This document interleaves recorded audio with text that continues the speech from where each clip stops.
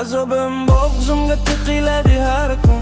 Unutolmay qalbim qiynalar tunu kun. Ko'p qildim harakat, unutmadim bir zum. Bu bergan azobing senga qaytar bir kun. Mana yillar o'tdi, sevib ham sevildik.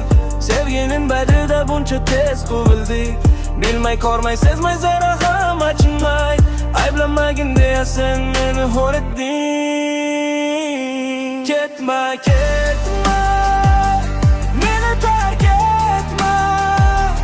Ketma, ketma, meni tark etma.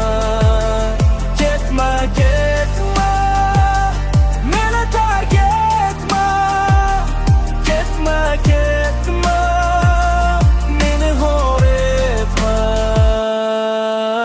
Qanday endi yashayay, qanday unutay? Bu cheksiz so'zga ayt, qanday ko'nikay? Ko'z oldimda sensan, hayolimda sensan. Yurakdan suviratding, ayt qanday o'chiray? Asragin qalbimni men senga bergandim. O'sha qalbim kabi seni asragandim. Ko'rib bilib turib ishonchim so'ndirib, sevganimsan deya sen meni zo'r etding. Ketma, ketma, meni tark etma. Ketma, ketma, meni tark etma. Ketma, ketma, meni tark etma. Ketma, ketma, meni hor etma.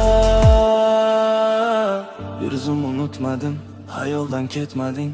Senga ma'lum emas dardim, azoblarim suratga jamlab. Javobsiz savollar, yulduz o'zimni ayblab o'zimni qiynadim.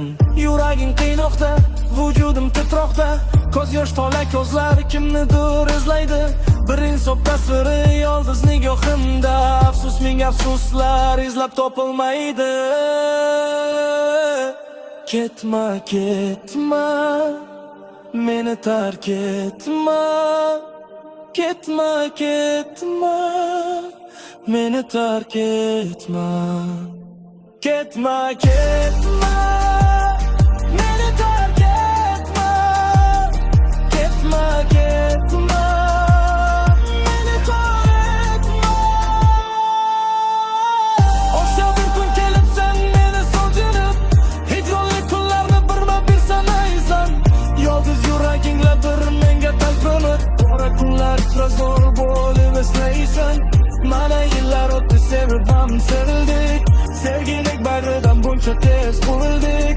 Bilmay, ko'rmay, sezmay, zara ham achinmay. Ayblamagin deya sen meni hor etding.